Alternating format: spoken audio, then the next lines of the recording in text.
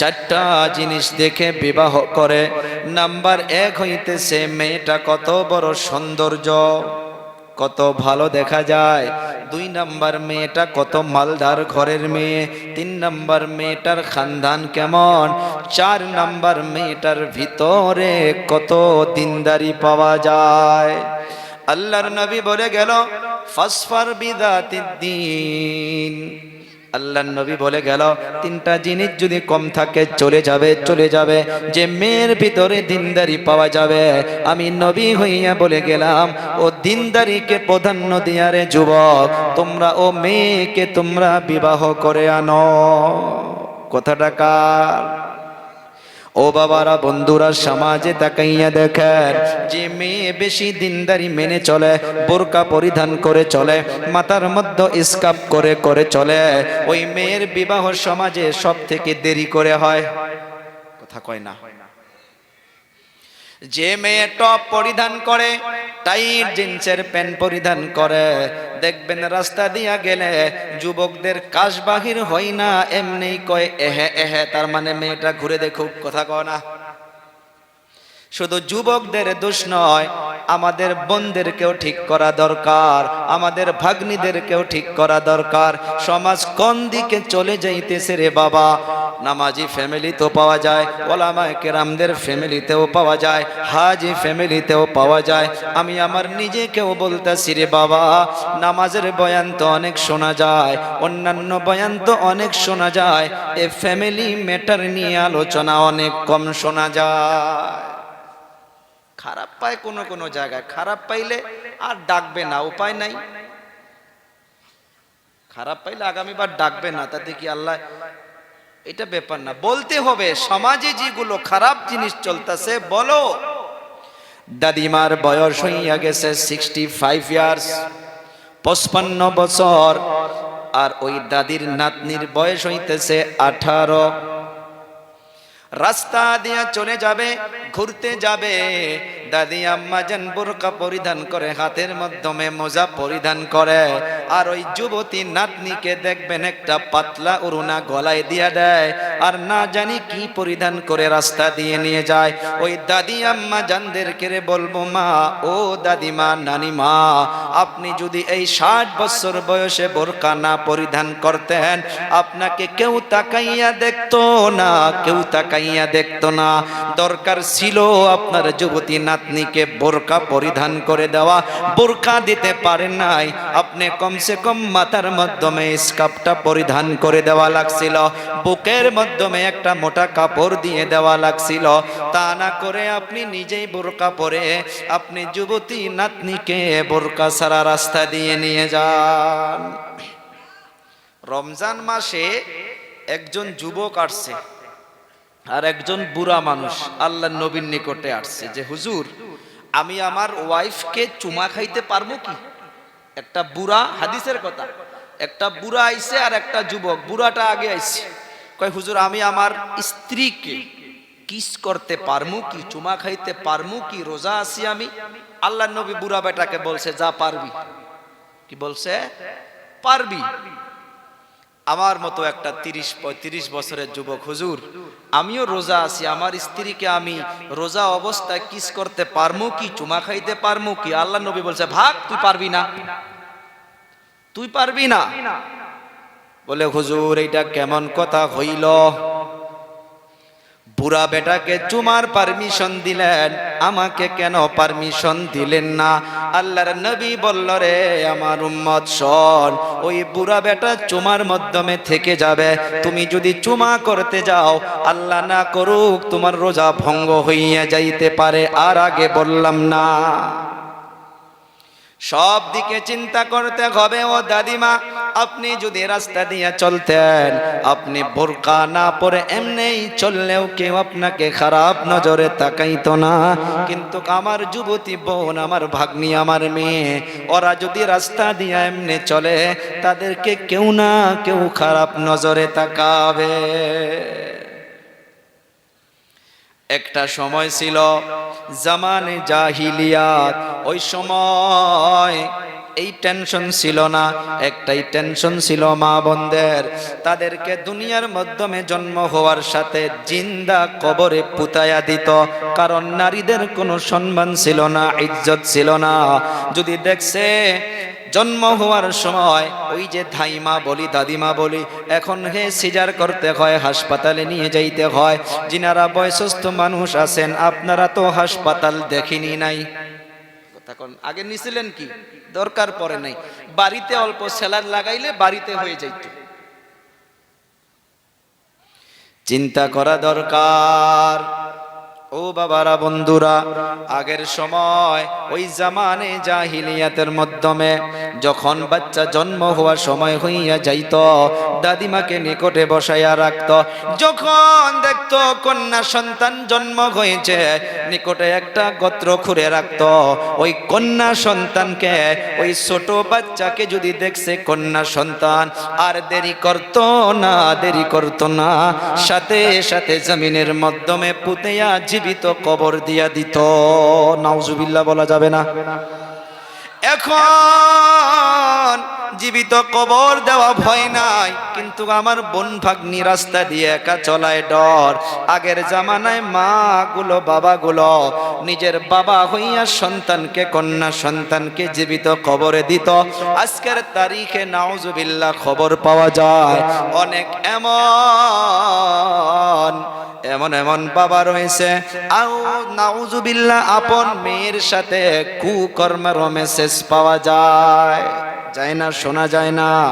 জামানা কেমন হইয়া গেল, কোন দিকে চলল। সেই জন্য আল্লাহর নবী বলে গেল, ফ্যামিলিকে যদি সুখময় করতে চাও, তোমরা দিনদারিকে প্রাধান্য দাও, দিনদারিকে প্রাধান্য দাও। ও বাবারা, বন্ধুরা, আমি আলোচনা শুরু করেছিলাম জান্নাতি সম্পর্ক, দেনমোহর, দেনমোহর। একটা সুখময় ফ্যামিলির জন্য রে বাবা, কোথায় থেকে শুরু করতে হবে?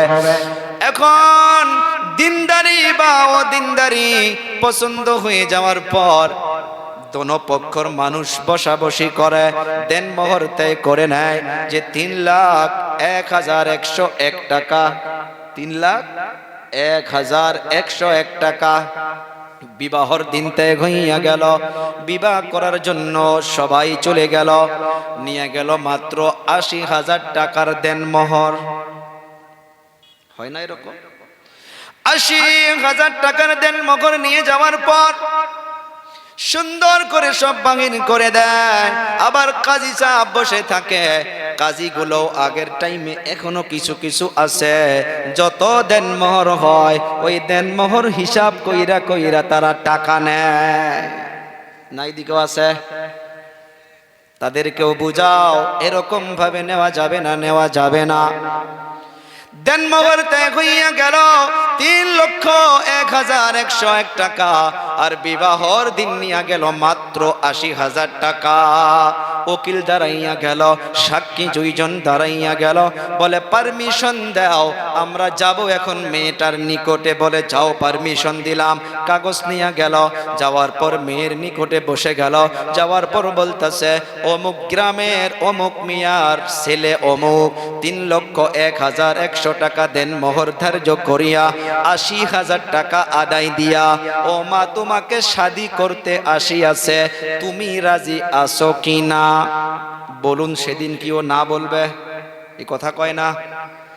ওই বোন ভাগ্নি কি না বলবে? 80,000 টাকা দেন মোহর দিল, সুন্দর করে প্রশ্ন করে তুমি রাজি আছো কিনা? সে যদি বলার জন্য দেরি করে, নিকটে চাচিগুলো দাদিগুলো বসে থাকলে তারা একটা কোনি দিয়ে একটা কুচা মেরে বলে যে ক জলদি আলহামদুলিল্লাহ। কই দেরি কইলে অন্য কিছু ভাববো, কথা কয় না। দেরি কইলে আলোচনা করব যে ও তো দেখছো অমুকের স্ত্রী যে বিয়া করে আনলো না, কইতেই চায় নাই, বোধ হয় ওই দিনকে বোধ হয় আগের বয়ফ্রেন্ড মেসেজ টেসেজ করছে নাকি। সেই জন্য ওই মেয়েটা দেরি করে না, সুন্দর করে বলে আলহামদুলিল্লাহ। বলে কে শুনছেন? সাক্ষী সাহেব বলে হা। ও উকিল আপনি শুনছেন? বলে হা। বলে আবার জিজ্ঞাসা করি কলে করেন। আবার কয়, ওই মেয়ে বলে আলহামদুলিল্লাহ। বলে চলো, হইয়া গেছে। চলে গেল। চলে যাওয়ার পর বলে অমুকের মেয়েকে অমুক ভাবে জিজ্ঞাসা করলাম, উনি বলল আলহামদুলিল্লাহ। বলে আপনার কেউ সাক্ষী আছে? বলে হ্যাঁ, দুইজন আছে। শেষ, বিবাহ হইয়া গেল। ও যুবক, মাসআলায় কি বলে অল্প চিন্তা করুন, নো ডাউট বিয়া হয়ে যাবে, বিয়ার মাধ্যমে বাধা হবে না। কিন্তু একটা জিনিস মনে রাখো, আপনি যে 2,01,100 টাকা বাকি রাখলেন, এর মাসলা কি? আগেই বলেছি কুয়ার পানি গন্ধ করে, এমনি পানি উঠালে গন্ধ শেষ হবে না। ওই কুয়ার থেকে ব্যাংটা ফালাইয়া দিতে হবে। ফ্যামিলির থেকে টেনশন দূর হয় না, ঝগড়া শেষ হয় না। ওই বিবাহর আগের থেকে, বিবাহর দিন থেকে আমাকে আপনাকে খেয়াল করতে হবে, কেন ফ্যামিলিতে শান্তি আসে না। সুন্দর করে খেয়াল করুন। 2,01,101 টাকা যে বাকি রাখলেন, শরীয়ত বলতেছে রে বাবা শোনো, এমন অবস্থায় কোন স্বামীর যদি ইন্তেকাল হইয়া যায়, ওলামায়ে কেরাম মুহাদ্দিসিনে কেরাম লিখতেছে। আবার বলি, প্রশ্ন করবেন হুজুর বিয়াটা হইছে কিনা? বিয়াটা হইছে, হইছে, হইছে। দেন মোহরের ব্যাপারে কি বলে? বলা হইতেছে রে বাবা, 2,01,101 টাকা যে বাকি থাকলো, ওই অবস্থায় যদি স্বামীর ইন্তেকাল হয়ে যায়, কিতাবের মাধ্যমে পাওয়া যাচ্ছে ওই স্বামীকে জানাজা করার পর কবরে রাখার আগে, কবরে থোয়ার আগে এমন অবস্থায় অর্ডার করা হচ্ছে যে ওই স্বামীর মাল থেকে, গাড়ির থেকে, বাড়ির থেকে আপনি তার ধন দৌলতকে বিক্রি করে ওই স্বামীর দেন, স্ত্রীর দেন মোহরকে আগে আদায় করে দাও। চিন্তা করুন, বিবাহর দিন থেকে আপনি আপনার মেয়েকে, আপনার ছেলেকে বেঁধে রাখছেন কিনা? এমন ভাবে রাখা যাবে না। আলোচনাকে সহজ করে নিয়ে আসেন যে যেটা দেন মোহর আদায় হবে সেটাই। কেন মেয়ের মাগুলো, মেয়ের বাবাগুলো এইটা টেনশন করে যে আমার মেয়েকে যদি ছেড়ে দেয়, নাউজুবিল্লাহ, মুরব্বি হইয়া কেন এ খেয়ালটা অন্তরে আসবে? সতর্ক হইয়া যায় ও বাবারা, বন্ধুরা। এই যে দেন মোহর যে আমাকে দেওয়া লাগছিল 3,01,101 টাকা, দিলাম মাত্র 80,000 টাকা, 80,000 টাকা। আর আদম নবীকে আল্লাহ তাআলা যে বানায়া রাখছিল, ওনার বেকা হাড়ার থেকে হাওয়া আলাইহিস সালামকে আদম নবীও বলছিল আল্লাহ আমার কাছে দেন মোহর নাই। আল্লাহ বলেছে দাঁড়া, দেন মোহর নাই বললে হবে না, হাত লাগানো যাবে না, পয়সা নাই, টাকা নাই, নবীর উপরে দরুদ শরীফ পড়ে দে, তারপর তুই হাত লাগা। ও বাবারা, বন্ধুরা, আজকে সমাজের মাধ্যমে দেখা যায় 80,000 টাকা যে আপনি দেন মোহর দিলেন, তারপর চিন্তা করেন, চিন্তা করেন আপনি ওই কন্যার বাড়ির থেকে 40,000 টাকা দামি একটা বক্স পালেং নিতেছেন, আবার 40,000 টাকা দামি ডাউনলোড সেট নিতেছেন, আবার আপনি ল্যাপটপ নিতেছেন, আবার অনেকগুলো অনেকগুলো অনেকগুলো নাউজুবিল্লাহ বদবুদার চিজ খানেওয়ালা মানুষও এমন আছে যারা ডিমান্ড করে করে করে করে ওই মেয়ের বাড়ি থেকে বাইক পর্যন্ত নেয়। কথা কয় না, আছে না নাই? শরীয়ত বলল তুমি কন্যাকে দিয়া নিয়ে আসো, তুমি পয়সা দাও, দেন মোহর দাও। উল্টা হইয়া গেছে, দেন মোহর না দিয়া উল্টা মেয়ের বাড়ির থেকে নিয়ে আসতেছে। বিবাহর দিন থেকে মুসিবত, বিবাহর দিন থেকে হলুদ খেলা সমাজে আছে না নাই? এমন ভাবে হলুদ খেলা শুরু হইয়া যায়, ভাবিও হলুদ লাগাইয়া দিতেছে, মামার বেটিও হলুদ লাগাইয়া দিতেছে, খালার বেটিও হলুদ লাগাইয়া দিতেছে। হালদি হালদি বুঝেন না, করে না নাই? কে কার গালে টাচ করে কোনো ঠিকানা নাই, আছে না নাই? কথা কোন? এ বাবা, বিবাহর দিন থেকে যদি আপনার উপরে এমন ভাবে স্টেপ শুরু হইয়া যায়, আবার একদিকে ডিজে গান, বিবাহটা আল্লাহর নবী বলে গেইতেছে শোনো, আন-নিকাহু মিন সুন্নতি। আল্লাহু আকবার বলা যাবে না? এ বাবা, নামাজ যেমন ইবাদত, যাকাত যেমন ইবাদত, রমজানুল মুবারকের রোজা যেমন ইবাদত, আল্লাহর নবী বলে গেল আন-নিকাহু মিন সুন্নতি, বিবাহটাও আমার একটা সুন্নত। সুন্নত আল্লাহর নবীর সুন্নত একটা অনেক দামি ইবাদত। সুবহানাল্লাহ বলা যাবে না? এ বাবা, নামাজের মাধ্যমে কেউ ডিজে বাজায় গো, কথা কয় না, কথা কইতে হবে। একদিকে ইমাম সাহেব কেরাত করবে আলহামদুলিল্লাহি রাব্বিল আলামিন, মসজিদের আরেক কোনায় কি ডিজে বাজায়। কিন্তু বিবাহর দিন ইমাম সাহেব ওই যে খুতবা পড়তেছে, ইয়া আইয়ুহান নাসুত্তাকু রাব্বাকুমুল্লাযী খালাকাকুম মিন নাফসিন ওয়াহিদা ওয়া খালাকা মিনহা যাওজাহা ওয়া বাথা মিনহুমা রিজালান কাসীরান ওয়া নিসাআ ওয়াত্তাকুল্লাহাল্লাযী তাসাআলুনা বিহি ওয়াল আরহাম ইন্নাল্লাহা কানা আলাইকুম রাকিবা। ওদিকে গানের আওয়াজ ইমাম সাহেবের কানের মাধ্যমে আসে না নাই?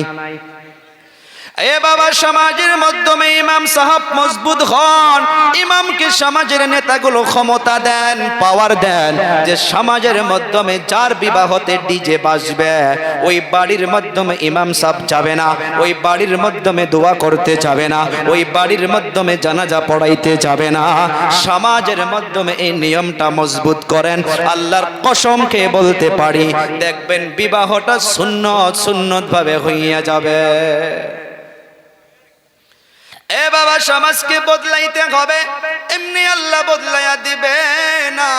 কোরআনের দলিল শুনেন রে বাবা, আল্লাহ তাআলা বলছে ইন্নাল্লাহা লা ইউগাইয়িরু মা বিকাউমিন হাত্তা ইউগাইয়িরু মা বিআনফুসিহিম। ওলামায়ে কেরাম জানেন ইন্না শব্দর মানা নিশ্চয়, অবশ্যই, ইয়াকিনান, 100 এর ভিতরে 100%। আল্লাহ তাআলা বলে নিশ্চয় নিশ্চয় আমি আল্লাহ ওই সময় পর্যন্ত কোন এলাকাবাসীকে বদলাইয়া দেই না। কার কথা সবাই বলি? পিছনের ভাইরাও বলতে হবে কার কথা রে যুবক? আল্লাহ বলতেছে আমি কোন গ্রামবাসীকে এমনি বদলাইয়া দেই না, কোন জুয়া খেলনেওয়ালা ব্যক্তিকে এমনি জুয়া ছাড়াইয়া দেই না, কোন মা বাবার না ফরমানি করনেওয়ালা ব্যক্তিকে আমি ফরমাবরদার বানাইয়া দেই না। আয়াতের দিকে লক্ষ্য করে দেখুন, দয়াবান আল্লাহ তাআলা বলেন হাত্তা ইউগাইয়িরু মা বিআনফুসিহিম। ওরে যুবক, পাগুলো আগাইয়া দিরে বাবা, আল্লাহর কসম খেয়ে বলি, কোন যুবক যদি বলো হুজুর আমার পা ধরেন, আমি আর ডিজে বাজাবো না, পা ধরেন ড্রাগস করব না, আমরা ওলামায়ে কেরাম তোমাদের পা ধরার জন্য রাজি আছি। কারণ আয়াতের দিকে লক্ষ্য করে দেখেন, আপনি যতক্ষণ পর্যন্ত নিজেকে বদলানোর জন্য চেষ্টা করবেন না, নিজেই নিজেকে যতক্ষণ পর্যন্ত আপডেট দেওয়া কোশিশ করবেন না, আল্লাহ তাআলা তার একটা সেকেন্ড আগে কাউকে বদলাইয়া দেয় না। সমাজকে বদলাইতে হলে সমাজের মাধ্যমে নিজেই আমরা চেষ্টা করতে হবে। বিবাহর দিন সাহাবা কেরাম জাফরান লাগাইতো, যদি হলুদ লাগাইতে হয় আপনি আপনার নিজের বোনকে দিয়ে লাগান, আপনি আপনার চাচিকে দিয়ে লাগাইয়া নেন, আপনি আপনার খালা আম্মার কাছে অল্প লাগাইয়া নেন। খবরদার খবরদার, খালার বেটিক দিয়ে লাগাবেন না, মামার বেটিক দিয়ে লাগাবেন না, আপনি আপনার চাচতো শালিক দিয়ে লাগাবেন না। অর্থাৎ যার যার কাছে আপনার বিবাহ চলবে তাদের হাত যেন আপনার গালে টাচ হয় না। কথা কয় না? আজকের তারিখে হয় না নাই? ভাবি একদিকে হলুদের প্লেট নিয়ে দৌড়ায়, আর একদিকে খালা আম্মার বেটিও হলুদের প্লেট নিয়ে দৌড়ায়। এই বিবাহটা সুন্নত সুন্নত সুন্নত। আল্লাহর নবী বলে গেল আন-নিকাহু মিন সুন্নতি, বিবাহটা আমার একটা সুন্নত। আল্লাহর নবী অন্য জায়গায় বলেন, শুনলে অন্তরটা ভরে যাবে, খুশি হইয়া যাবে। নবী আমার বলেন মান আহাব্বা সুন্নতি ফাকাদ আহাব্বানি। চিল্লাইয়া সবাই বলে সুবহানাল্লাহ। আর জোরে বলি সুবহানাল্লাহ। নবী আমার বলল, দুনিয়ার মাধ্যমে যে আমার সুন্নাতকে মুহাব্বত করবে, যে আমার সুন্নাতকে ভালোবাসবে, আমি নবী নিজেই বলে গেলাম, সে আমার সুন্নাতকে শুধু ভালোবাসলো না, সে আমাকে নিজেইকে ভালোবাসলো। সুবহানাল্লাহ না? আগে শুনুন, আল্লাহর নবী বলল, ওয়ামান আহাব্বানি কানা মাই ফিল জান্নাহ। আল্লাহু আকবার বলি। এক নাম্বার বলল, যে আমার সুন্নাতকে ভালোবাসবা, সে আমাকে ভালোবাসা হবে। দুই নাম্বার বলে দিল, যে আমাকে ভালোবাসবে, ওয়ামান আহাব্বানি কানা মাই। মাই মাই শব্দের মানা হইতেছে আমার সাথে, আমার সাথে। মাই ফিল জান্নাহ, সে জান্নাতে তো যাবেই যাবেই, মাস্ট বি যাবেই, কিন্তু জান্নাতে আমার সঙ্গে যাবে। কলিজা টুকরা যুবক, চিন্তা করুন, বিবাহ যদি ইবাদত হয়, বিবাহ যদি সুন্নাত হয় রে বাবা, আমাকে আপনাকে ওই বিবাহর দিন যেগুলো সমাজের মাধ্যমে গুনাহের কাজ হইতেছে, সেগুলোকে আমাকে আপনাকে দূর করতে হবে। আর একটা মুসিবত, মুসিবত গেটের মাধ্যমে আলিম ওলামাও দেখে না। একটা বিবাহর দিন একজন হইলেও হাফিজ সঙ্গে আসে, একজন হইলেও আলিম আসে। ওই যে গেটের মাধ্যমে দোকান নিয়ে দাঁড়াইয়া থাকে, ওই দোকান নিয়ে যে দাঁড়ায়, একটা করে মেয়ে যত পার্লার লাগায়, যত পার্লার লাগায়, বোধহয় ওই গেটের মাধ্যমে দাঁড়ানোর জন্য আমার যুবতী বন ভাগ্নি গুলো ওদিন বোধহয় একটা করে টেমা পুরাটায় বোধহয় গালের মাধ্যমে লাগাইয়া ওই মিষ্টি দই নিয়া ওই বিবাহর দিন গেটের মাধ্যমে দাঁড়াইয়া থাকে। কথা কোন? এ বাবারা, বন্ধুরা, এগুলোকে দূর করতে হবে, আমাকে আপনাকে সজাগ হইতে হবে। তো জলসা বন্ধ করেন, বয়ান বন্ধ করেন, কোনো লাভ নাই, কোনো লাভ নাই, কোনো লাভ নাই। বয়ান শুনে নাকে তেল দিয়া গিয়া ঘুমাইলে চলবে না, চলবে না। শক্ত করে দাঁড়াইতে হবে। হাগা মিষ্টি বন্ধ করা কথা বলি নাই, দই খিলানো বন্ধ করা কথা বলি নাই। দাঁড়ান, কয়েকজন যুবক দাঁড়াইয়া যান, মিষ্টি নিয়ে বসেন, দই নিয়ে বসেন। আপনি সুন্দর করে আপনার নতুন বরকে আপনি সুন্দরভাবে বিসমিল্লাহ করে মিষ্টি খেলাইয়া দেন, বাধা নাই। কে পারমিশন দিল বন্ধেরকে? মাথার মাধ্যমে কাপড় নাই, মাথার মাধ্যমে স্কার্ফ নাই। অনেক মান্যগণ্য ব্যক্তিগুলো এসে দাঁড়াইয়া যায়, ভিতরে যাওয়ার জন্য এন্ট্রি রাস্তা পাওয়া যায় না, কেউ না কেউ সাইড করে মানুষকে নিয়ে যাইতে হয়। আমরা অনেক বিবাহ তো গিয়েছি রে বাবা, ওই বিবাহর বাড়ির মাধ্যমে প্রবেশ করতে গেলে নাউজুবিল্লাহ, আল্লাহ মাফ করুক, আল্লাহ মাফ করুক, একজন হলেও মেয়ে মানুষের ধাক্কা শরীরে লাগে। এই গুনাহ হবে না নাই? এ পাপ হবে না নাই? তো ইবাদত করবার গিয়ে যদি পাপ কামানো লাগে, ওই পাপের আসরগুলো, যার বিবাহ, যার বিবাহ আপনার ফ্যামিলির মাধ্যমে সুখ হবে দূরের কথা, ওই যে আগেই বলছি, শুরুর দিন থেকে ব্যাংকে ফালাইয়া দেন, পচা জিনিসকে ফালাইয়া দেন, নে তো পানির গন্ধ শেষ হবে না। না খারাপ পাইলেন? পাইলে উপায় নাই, বলতেই হবে, বলতেই হবে। আমরা না বললে কে বলবে রে বাবা? বলা আমাদের কাজ, চেষ্টা করা আপনাদের কাজ। আর হিদায়াত দেনেওয়ালা হইল একজন, চিল্লাইয়া বলি কে? আরো জোরে বলি কে? আরো একবার অন্তর থেকে বলি কে? আল্লাহ। এগুলো জিনিসকে চেষ্টা করতে হবে। বিবাহটা অনেক একটা দামি ইবাদত, আর স্বামী স্ত্রীর সম্পর্কটা হইতেছে জান্নাতি সম্পর্ক, জান্নাতি সম্পর্ক। সমাজের মাধ্যমে খেয়াল করে দেখো, এই যে গজবের জেহেজ, গজবের বস্তু যেগুলো আমরা মেয়ের বাড়ির থেকে নেই, অনেক গরিব বাবা মা গুলো আছে, অনেক যুবতী বোনগুলো বাড়ির মাধ্যমে পড়ে আছে, যাদের টাকা নাই, পয়সা নাই, ওই ধন দৌলত না থাকার জন্য বিবাহর বয়স পার হইয়া যাইতেছে, পার হইয়া যাইতেছে, তাদের বিবাহ হয় না। আর যখন বিবাহ হয় না, শয়তান ওয়াসওয়াসা দিয়া তাদেরকে গুনার রাস্তায় তুলে দেয়। গুনার রাস্তায় তুলে দেওয়ার পর লাহে লাহে লাহে লাহে লাহে লাহে তারা এমনি অন্য জনার হাত ধরে বাড়ির থেকে চলে যায়।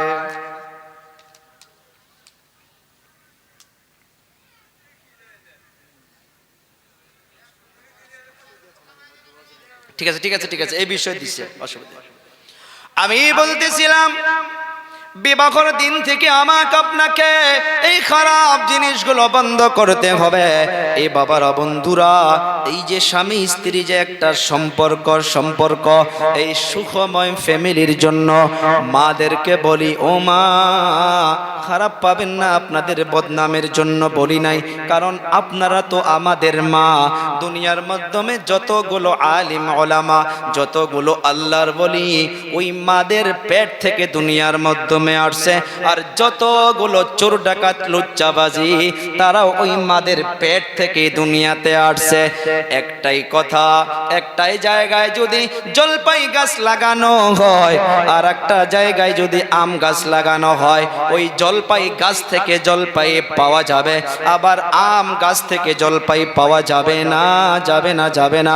জলপাই গাছ লাগাইয়া যদি কেউ মিঠা আমের তালাশে থাকে, তার মতো আর মূর্খেমি এই দুনিয়ার মাধ্যমে হবে না।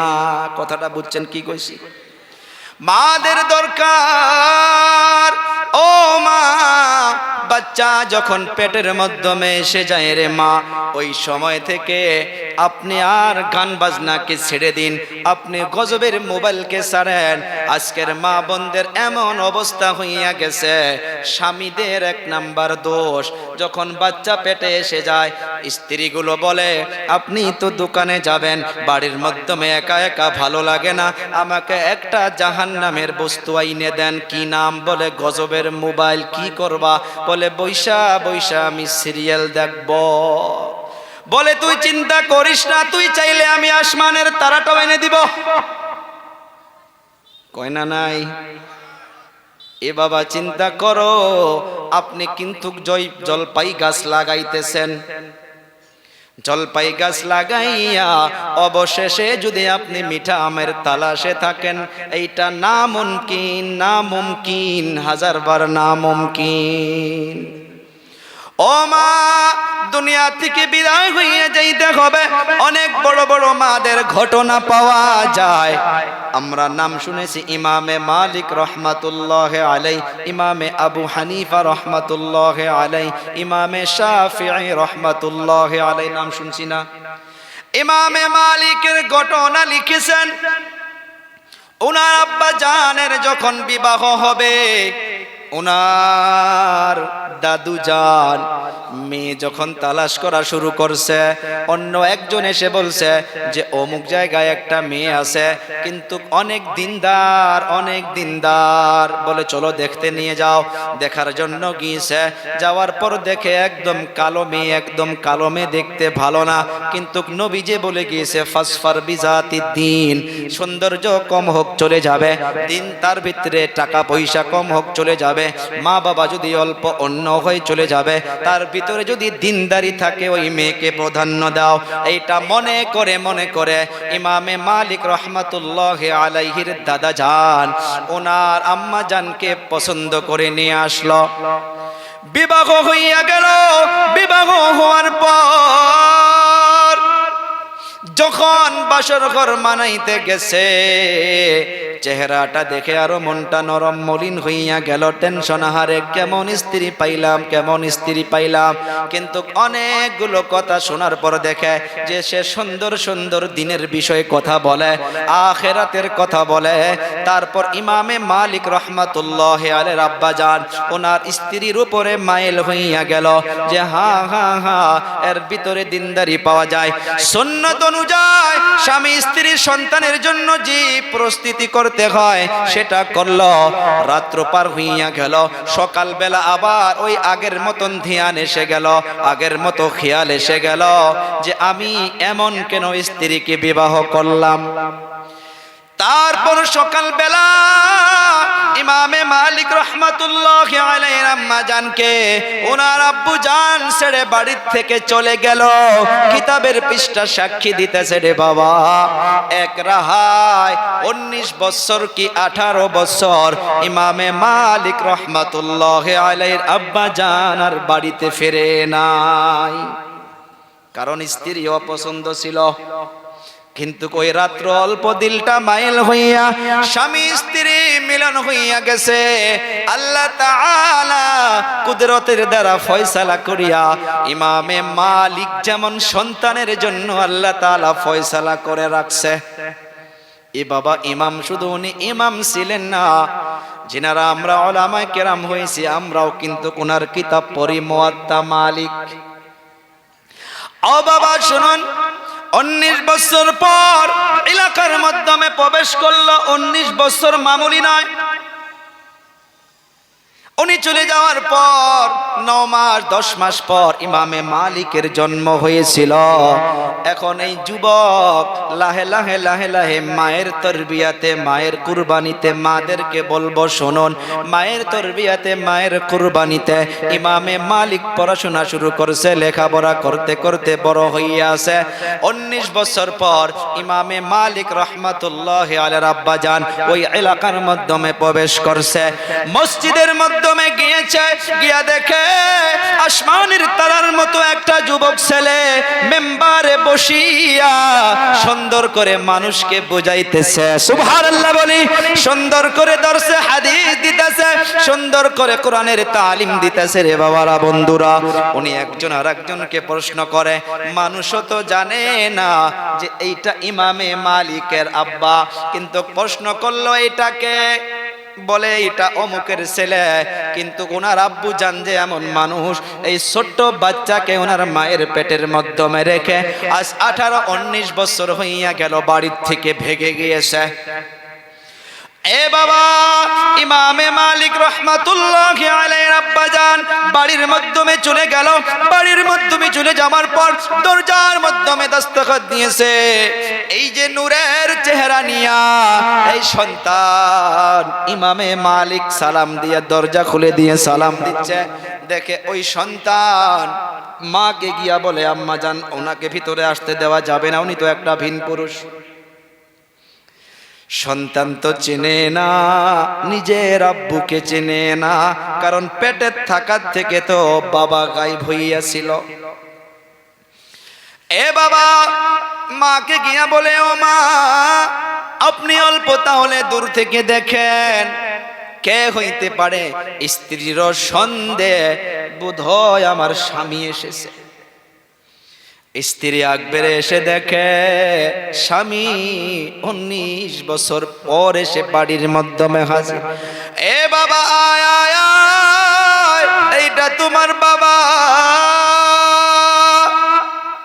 ও বাবারা, বন্ধুরা, এত বছর পর যে বাবা ওনার স্ত্রীকে অপছন্দ করে চলে গিয়েছিল, কিন্তু ওই স্ত্রী কালো হইতে পারে, ঠোঁট মোটা হইতে পারে, কান তেরা হইতে পারে, নাক তেরা হইতে পারে, তার ভিতরে দিনদারি ছিল, দিনদারি ছিল, যার জন্য ওই পেটের মাধ্যমে আল্লাহ তাআলা ইমামে মালিকের মতো আল্লাহর বলিদান করে দিয়েছিল। মাদের অনেক অবদান। বায়েজিদ বুস্তামি রাহমাতুল্লাহি আলাইহির ঘটনা শুনুন। লম্বা ইতিহাস, সময় চলে যাবে, সময় চলে যাবে রে বাবা। বায়েজিদ বুস্তামির আব্বা জান ওনার অন্তর ভরা আশা ছিল যে আমার সন্তান হাফিজ হবে, আলিম হবে, আল্লাহর ওলি হবে, কিন্তু দুনিয়া থেকে বিদায় হইয়া গেছে। মা ওই সন্তানকে নিয়ে টেনশনে, সন্তানকে নিয়ে টেনশনে। আরে আমার সন্তান যদি এই এলাকার মাধ্যমে এমনি থাকে, আমার সন্তান নষ্ট হইয়া যাবে, ধ্বংস হইয়া যাবে। হাতের মাধ্যমে হাত ধরে সন্তানকে নিয়ে এলাকার মাধ্যম থেকে মাদ্রাসার তালাশে বাহির হইল।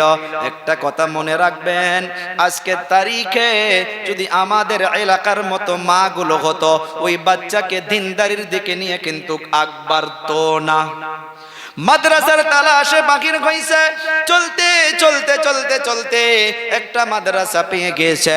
মাদ্রাসার মাধ্যমে প্রবেশ করেছে। মুহতামিম সাহেবকে সালাম দিল।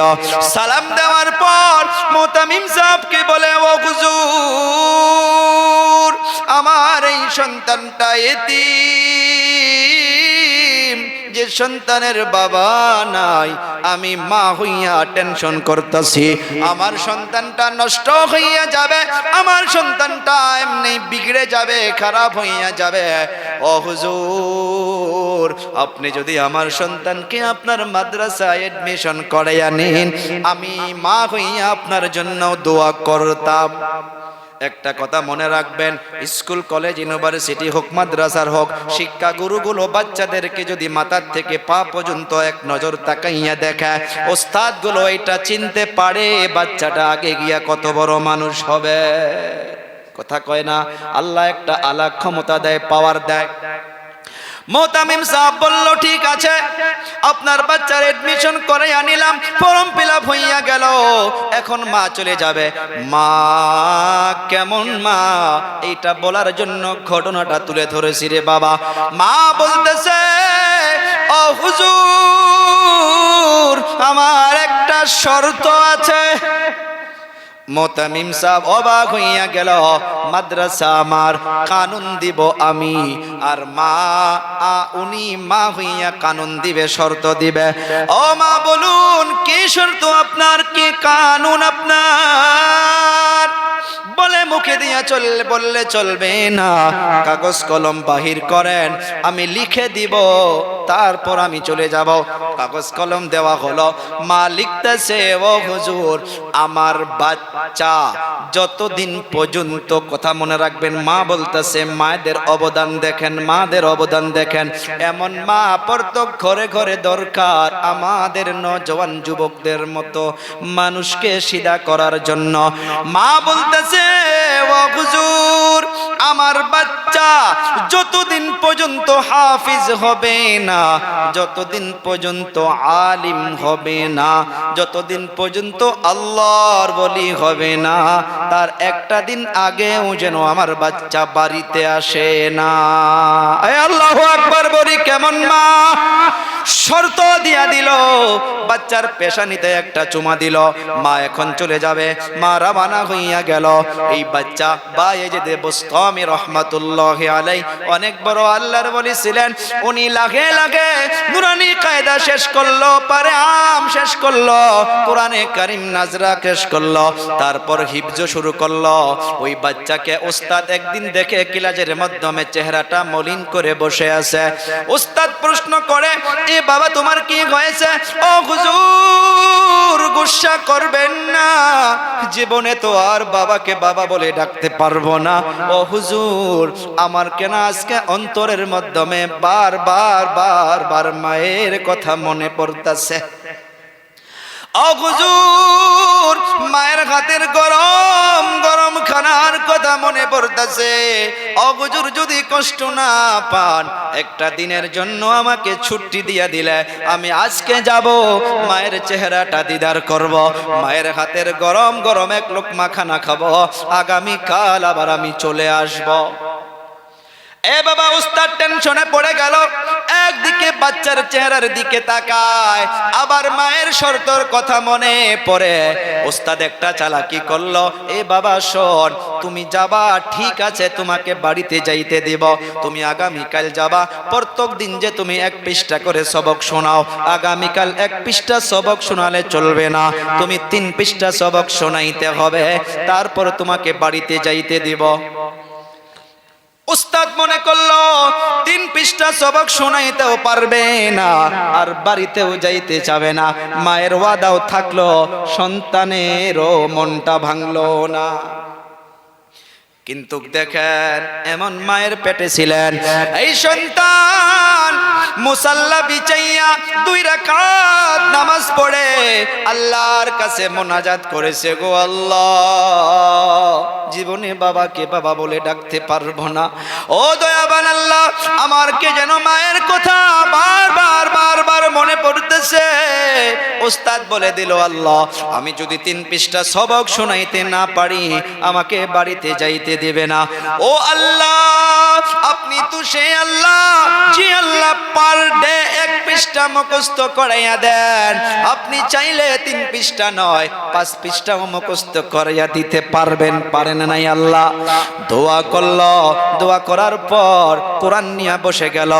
মাগরিব টু ঈশা প্রত্যেক দিন 1 পৃষ্ঠা মুখস্থ হইতো। মাগরিব টু ঈশা আল্লাহ তাআলা ওই বাচ্চাকে 3 পৃষ্ঠা মুখস্থ করাইয়া দিল। আরো লাহে কই সুবহানাল্লাহ। এ বাবা রাত পার হইয়া গেল, সকালবেলা উস্তাদ কিলাজি এসে গিয়েছে। এই বাচ্চা কোরআনে কারীমকে নিয়া গুনগুন করে উস্তাদের টেবিলে হাজির হইয়া গেছে। উস্তাদ মনে করলো যে আহারে 3 পৃষ্ঠা সবক কি মুখস্থ হইছে। জিজ্ঞাসা করে, রে বাবা মুখস্থ হইছে? বলে হুজুর হ্যাঁ। বলে শোনাও। আউযু বিল্লাহি মিনাশ শাইতানির রাজিম, বিসমিল্লাহির রহমানির রহিম। পরে শুরু করলো। 1 পৃষ্ঠা শোনাইয়া দিল, কোনো একটা ভুল নাই। 2 পৃষ্ঠা শোনাইয়া দিল, কোনো একটা ভুল নাই। 3 পৃষ্ঠা শোনাইয়া দিল, কোনো একটা ভুল নাই। আল্লাহু আকবার। উস্তাদ তো ফেসে গেল।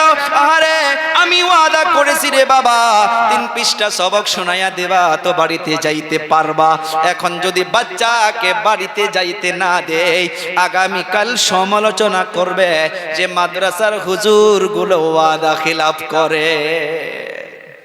বলবে না বাচ্চা? এই কথা মনে করিয়া মায়ের ওয়াদা থাকলো থাক, বাচ্চাকে বাড়িতে যাইতে দিল। মাদ্রাসা যিনারা পড়েছেন তারাই বুঝতে পারবেন, বাচ্চাকে যখন বাড়িতে যাইতে দেয়, এর মতো আর আমি তো বলি বিবাহর দিনও এত খুশি হয় না। এ বাবা এত আনন্দ লাগে। একটা বছর পর আক্কাল কুয়াত থেকে বাড়িতে এসেছিলেন রে বাবা। আপন বোনের বিয়া হইছে, বাড়িতে আসি নাই। বড় ভাইয়ের বিয়া হয়েছে, বাড়িতে আসি নাই। কিন্তু যখন বাড়িতে আসার জন্য ছুটি পাই, এত খুশি লাগে, এত খুশি লাগে। এইটা কিনতে মন যায়, এইটা কিনতে মন যায়। আবার খুশি মন নিয়ে বাড়িতে চলে আসি। এই বাচ্চা বাড়িতে যাবে, মায়ের সঙ্গে দিদার করবে। আগে শোনেন, এই বাচ্চা গুনগুন গুনগুন করে কোরআন পড়ে আর বাড়ির দিকে রওয়ানা। বাড়িতে চলে গেল। যাওয়ার পর দেখে মায়ের ঘরের দরজা বন্ধ। বাহিরের দিকে আওয়াজ দিল, আম্মা জান। একটা কথা সবাই জবাব দিবেন, সন্তানের আওয়াজ যদি মা একটা আওয়াজও শুনতে পারে, ওই মা এমনিই চিনতে পারে আমার সন্তান এসেছে। এ বাবা আমি প্রমাণ করি, মাহফিলে বলি, আল্লাহকে সাক্ষী রেখে বলি। পরায় নভেম্বর মাসটা প্রোগ্রাম করলাম। রাত্রবেলা 2টা-3টায় যখন বাড়িতে চলে যায়, একটা দিনও মাকে গিয়া ডাকতে হয় না, মাকে গিয়া ডাকতে হয় না। গাড়ির শব্দ পেয়ে মা এসে ঘরের দরজা নয়, ঘর থেকে বাহির হইয়া মেন বড় গেটটা মা এসে খুলে হাজির হইয়া যায়। ওই সময় আমার চোখের পানি এসে যায়, মাকে দেখাই না। অন্তরে এটা লাগে। একদিন জিজ্ঞাসা করেছি, রে মা 3টা বাজে, একটা ডাকও দিলাম না রে মা, তুমি কেমন ভাবে গেটটা খুলে দিলা? এ বাবা রাত্রবেলা পৃথিবীর কোন মা এমন নাই যে সন্তান রাত্রবেলা ঘোরাফেরা করবে আর ওই মা সুন্দর করে ঘুমাইতে পারবে। পৃথিবীর কোন মা নাই যে সন্তানকে দাঁড়ে দাঁড়ে ঘুরতে দিয়া ওই মা সুন্দর করে ঘুমাইতে পারে। এ বাবা তুমিও বুঝবা, তোমাকে আল্লাহ মেয়ে দিয়েছে। ওই মেয়েকে যখন বাহিরে রাখবা তখন তোমার কেমন করে ঘুম আসে, আমি বেঁচে থাকলে আমাকে বলবা। বাইজিদ বুস্তামি মাকে মা বলি ডাকার সাথে সাথে ঘরের ভিতর থেকে মা তো বুঝতে পেরেছে যে আমার সন্তান কেন এখানে।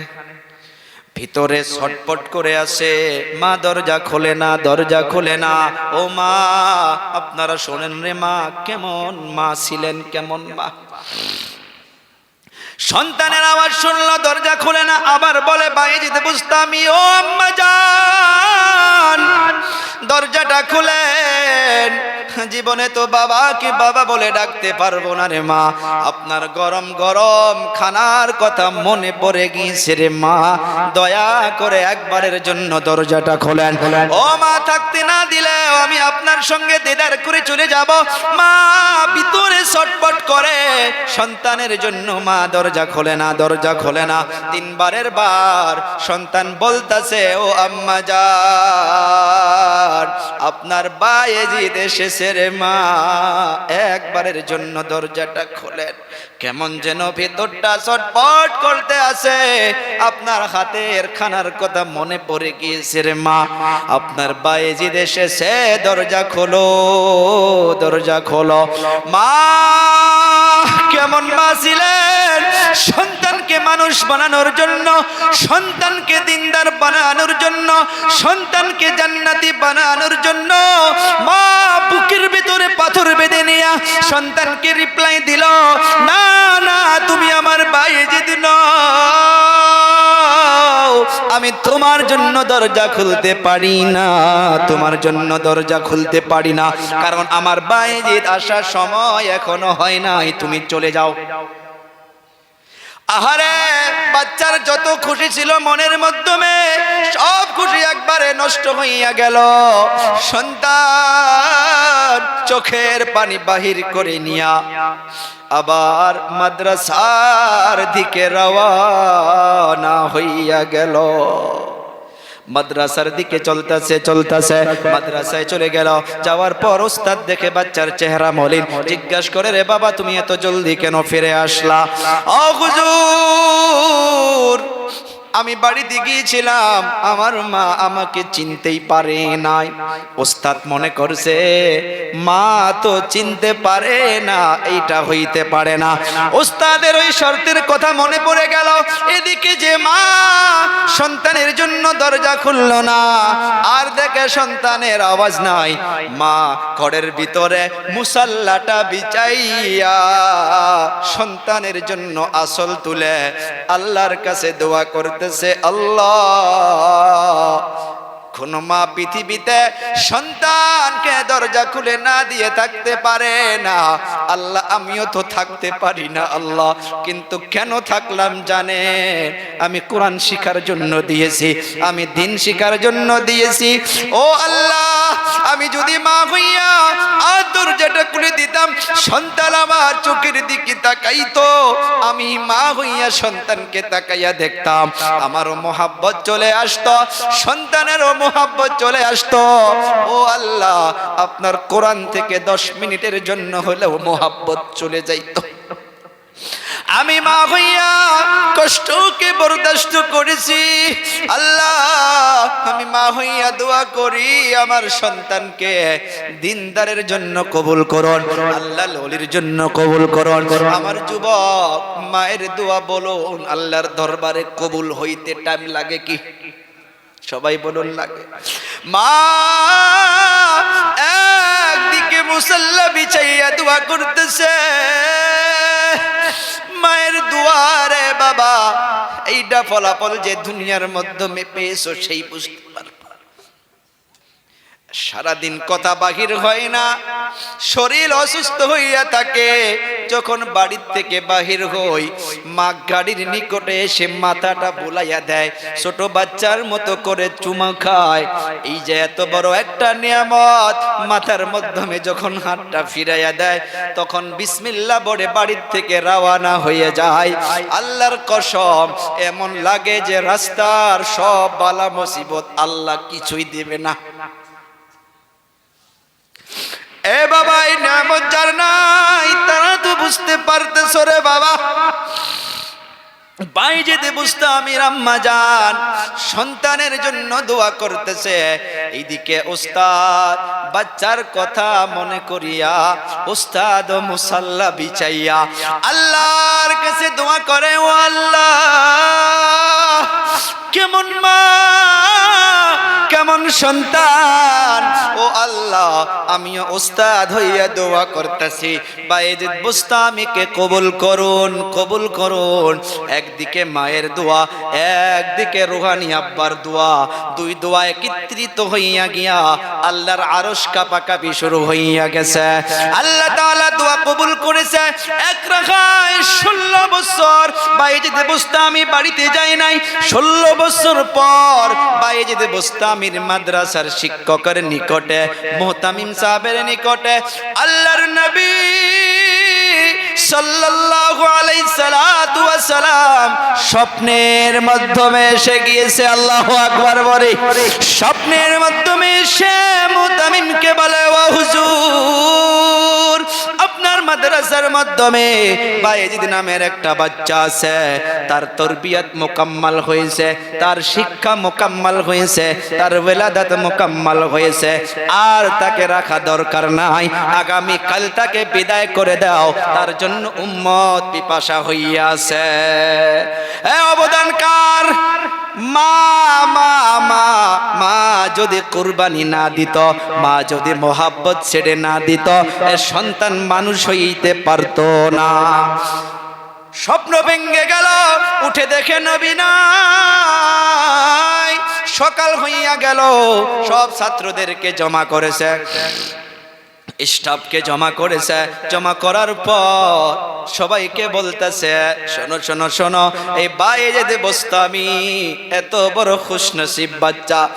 এ বায়েজিদ বুস্তামি, আয় আয় আয়, আমার বুকের মাধ্যমে আয়, তোর জন্য আজ ঘুমের ঘরে আমার নবীর সাথে দেখা হইয়া গেছে। আল্লাহু আকবার বলা যাবে না। বায়েজিদ বুস্তামিকে নিকট নিল, কিতাবের পৃষ্ঠায় পাওয়া যায় মুতামিম সাহেব নিজের মাথার থেকে পাগড়িটা খুলে বায়েজিদ বুস্তামির মাথার মাধ্যমে দিয়া দিল, আর সঙ্গে সাথীদেরকে দিয়া বাড়ির দিকে রওনা করে দিল। আগের দিনের মতো করে এই সন্তান বাড়ির দিকে চলে যায়। বাড়িতে যাওয়ার পর ওই দিন কামাকে মা বলে ডাকে নাই, শুধুমাত্র সালাম দিয়েছে, আসসালামু আলাইকুম। সালামটা দেওয়ার সাথে সাথে মা ঠাস করে দরজা খুলে হাজির হইয়া বলে, আহলাউ ওয়া সাহলাউ ওয়া মারহাবাম বিকুম। সন্তানকে বুকের মাধ্যমে লাগাইয়া নিল, সন্তানকে চেনার মাধ্যমে পেশানির মাধ্যমে চুমা দিল। চুমা দেওয়ার পর বসতে দিয়ে সর্বপ্রথম আর অন্য কাজ কোনো করে নাই, মুসাল্লা বিছাইয়া 2 রাকাত শুকরানার নামাজ আদায় করিয়া আল্লাহকে বলে, ও আল্লাহ, এই দিনটার জন্য আমি অপেক্ষায় ছিলাম। আল্লাহ, আমার সব আশা পূরণ হইয়া গেছে। আল্লাহ, আপনি যদি চান এখনই আমাকে দুনিয়া থেকে বিদায় করে নিতে পারেন। মায়ের অবদান আছে না নাই? এ বাবা, সেই জন্য বলি, মা ও মা, আপনারা নিজেকে বদলানোর চেষ্টা করেন। দুনিয়ার মাধ্যমে, ফ্যামিলির মাধ্যমে সুখ শান্তির জন্য, সুখময়ের জন্য রে বাবা, ফ্যামিলির মাধ্যমে একটা জিনিস পাওয়া যায় না, যেটা হইতেছে স্যাক্রিফাইস। অনেক কমে গিয়েছে, অনেক কমে গিয়েছে। মা ফাতেমারও ঝগড়া হইতো আলীর সাথে, কিন্তু বাবাদেরকেও এমন হইতে হয়। আজকে শ্বশুর আব্বা গুলো, সম্বন্ধী ভাইগুলো ডাইরেক্ট থানায় চলে যায়, কেস করতে যায় না নাই। আল্লাহর নবীকে দেখুন, মা ফাতেমা আর আলীর সঙ্গে কিছু হইয়া গেছিল। আল্লাহর নবী আলীর বাড়ির মাধ্যমে চলে গেল। যাওয়ার পর আওয়াজ দিল, মা ফাতেমা তুজারা, দরজা খুলে দিল। মা ফাতেমার দেখে চেহারাটা মলিন হইয়া আছে। আবার আপনার নবী প্রশ্ন করে, ও ফাতেমা কলিজার টুকরা, কি হয়েছে রে মা, তোমার কেন চেহারাটা মলিন হইয়া আছে? মা ফাতেমা বলে, আলীর সাথে আমার অল্প নরানামা হইয়া গেছে। কার সাথে? স্বামীর সাথে নরানামা হইয়া গেছে। আল্লাহর নবী প্রশ্ন করে, আলী কোথায়? শ্বশুর আলী কোথায়? বলে, জানি না, এদিকে গিয়েছে। আমার আপনার নবী আলীর তালাশে বাহির হইল। সুবহানাল্লাহ বলা যাবে না? আলী রাদিয়াল্লাহু তাআলা আনহুর তালাশে বাহির হইয়া গেল। গিয়া দেখে একটা জায়গার মাধ্যমে, বালুর মাধ্যমে আলী গড়াগড়ি করতেছে। বালুর মাধ্যমে মনে মনে কয়, বেটি জ্বলাইলো, আবার আব্বা আসলো। আলী রাদিয়াল্লাহু তাআলা আনহুকে আমার আপনার নবী গিয়া ডাক দিল, ইয়া আবা তুরাব। বালুর মাধ্যমে খেলাধুলা করার জন্য এই উপাধি দিয়া, লকাব দিয়া আল্লাহর নবী ডাকলো। আলী রাদিয়াল্লাহু তাআলা আনহুকে ডাকার সাথে, কারণ সাহাবা কিরামদের টার্গেট ছিল জান্নাত, জান্নাত। আল্লাহর নবী যেটা ইশারা করেছে, সাথে সাথে সেটাই মেনেছে। সুবহানাল্লাহ বলা যাবে না? আমার আপনার নবী আলীকে ডাকলো, রে আলী আয়। হাত ধরে নিয়ে গেল, মা ফাতেমার নিকটে নিয়ে গেল। নিয়ে যাওয়ার পর প্রথম কিছু বলে নাই, একটা বিছনার মাধ্যমে আলী রাদিয়াল্লাহু তাআলা আনহু বাম দিকে, আর আল্লাহর নবী মাঝখানে, মা ফাতেমা ডান দিকে। সুবহানাল্লাহ বলা যাবে না? ঘুমায়া পড়ছে। ঘুমায়া পড়ছে কে? শ্বশুর আব্বা।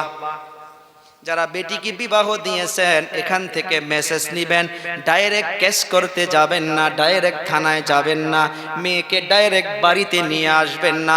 ঝগড়া হইতেই পারে, স্যাক্রিফাইস করেন। আমার আপনার নবী আলী রাদিয়াল্লাহু তাআলা আনহুকে কিছু হাসির কথা বলে, সুবহানাল্লাহ। মা ফাতেমাকেও কিছু হাসির কথা বলে। শুরুতে বলে আলীও হাসে না, ফাতেমাও হাসে না। আল্লাহর নবী আরো কথা বাড়াইয়া দিল, বলতে বলতে বলতে বলতে আলীও হেসে দিল, মা ফাতেমাও হেসে দিল। দুইজনের হাত ধরে আমার আপনার নবী একত্রিত করে দিল। রে আলী, ও আমার কলিজা টুকরা ফাতিমা, এমন ভাবে যদি ঝগড়া করে থাকো, যদি নারাজ হইয়া থাকো, তুমি আমার মেয়ে হইতে পারো। ইন্তেকালের পর যদি তোমার স্বামীকে নারাজ করে চলে যাও, কবরে যাওয়ার পর আমি নবী হইতে পারি, তোমাকে কিন্তু আল্লাহ পাক ছাড় দিবে না। এই কত বড় কথা বলছে, এটা দেখছেন নি? ওজন করা যাবে? এ ফাতিমা, তোমার স্বামী যদি তোমার উপরে নারাজ হইয়া থাকে, তুমি কবরে চলে যাওয়ার পর আমি নবী কোনোই কিছু করতে পারবো না, আল্লাহ তোমাকে শাস্তি দিতে পারে। এ ফাতেমা শোন, দুনিয়ার মাধ্যমে যদি আমি, এ আমার উম্মত শোনো, দুনিয়ার মাধ্যমে যদি আমি মানুষ হইয়া মানুষকে সেজদা করা হুকুম দিতাম, সেজদা করা হুকুম দিতাম, আমি সমস্ত স্ত্রীদেরকে বলতাম যে তারা যেন নিজের স্বামীর পায়ের মাধ্যমে সেজদা দেয়, কিন্তু মানুষ হইয়া মানুষকে সেজদা জায়েজ করা হয় না। এর দ্বারা মুহাদ্দিসিনে কেরাম লিখেছে সেজদা করা যাবে না, কিন্তু স্বামীর মর্যাদাটা বুঝাইয়া দিছে। সুবহানাল্লাহ বলা যাবে না? যখন হাসাহাসি শুরু হইয়া গেল, হাসাহাসি করে দেওয়ার পর, মিলে দেওয়ার পর আল্লাহর নবী চলে গেল। মা ফাতেমা দুনিয়া থেকে চলে যাওয়ার সময় এমন ওসিয়ত করে গিয়েছিল যে আমার ইন্তেকালের পর যেন কাউকে এলান করা না হয়, কাউকে যেন জানানো না হয়। কেন কেন কেন? কারণ দুনিয়ার মাধ্যমে আমাকে কেউ দেখে নাই, ইন্তেকালের সময়, আমার দাফন কাফনের সময়, জানাজার সময় যেন কেউ না দেখে। লম্বা ইতিহাস। কবরে রাখতে নিয়ে গেল, কবরে নিয়ে যাওয়ার পর কবরে রাখার সময় ওইজন সাহাবী বলে, রে কবর শোন, তোমার নিকটে কাকে রাখতাছি শোন। রে কবর, হাসান হুসেনের আম্মা জান, যার জন্য নবী বলে গিয়েছে জান্নাতের সমস্ত মহিলাদের সর্দারনি ফাতিমাতুজ জাহরা। রে কবর, ইনার সাথে যেন ভালো আচরণ করা হয়। কবর কোনো শব্দ দিল না, আওয়াজ দিল না। রে কবর, হাসান হোসেনের মাকে রাখা হলো, ভালো আচরণ জানি করা হয়। রে কবর, আলিয়া হায়দরের স্ত্রীকে রাখা হলো, ইনার সাথে যেন ভালো আচরণ করা হয়। কবর কোনো আওয়াজ দেয় না। রে কবর, বিশ্ব নবীর মেয়ে, কিয়ামতের ময়দানে আদম বলবে ইয়া রব্বি নাফসি, নূহ বলবে ইয়া রব্বি নাফসি, ইদ্রিস বলবে ইয়া রব্বি নাফসি, সমস্ত নবীগুলো বলবে আল্লাহ আমাকে বাঁচাও, আমার জান আমাকে বাঁচাও, আমাকে বাঁচাও। একজনই বাড়াবে যিনি বলবে ইয়া রব্বি উম্মতি, ইয়া রব্বি উম্মতি। ওই নবীর মেয়ে যিনাকে কবরে রাখা হইতেছে, ইনার সাথে যেন ভালো আচরণ করা হয়। তখন কবর থেকে আওয়াজ আসছে, শোনো, আমি এমন একটা জায়গা, আমি নবীর মেয়েকে চিনি না, আমি আলী হায়দরের স্ত্রীকে চিনি না, আমি হাসান হোসেনের মাকে চিনি না, আমি চিনি আমার নিকটে কে কত আমল নিয়ে আসে, ওই আমল মোতাবিক আমি তার সাথে আচরণ করব। মা ফাতেমাকে যদি কবর এমন ভাবে বলতে পারে, আর আমার আপনার আম্মা জান বোন ভাগ্নি গুলো যারা ঠোঁটের মাধ্যমে লিপস্টিক লাগাইয়া, যারা মাথার কাপড় ফেলাই দিয়া বেপরদাগি হইয়া, যারা রাস্তায় রাস্তায় ঘোরাফেরা করে, যারা নামাজের ঠিকানা নাই, পর্দার ঠিকানা নাই, হালাল হারামের ঠিকানা নাই, ও আম্মা জান হাত জোর করে বলে যায়, হাত জোর করে বলে যায়, তোমরা ইন্তেকালের পর বা আমার মা ইন্তেকালের পর ওই কবর তাহলে কি আচরণ করবে? চিন্তার ব্যাপার আছে না নাই? এ বাবা, ঝগড়া ফ্যামিলিতে হইতেই পারে, লম্বা সময় কিছু শোনা যাবে আরো।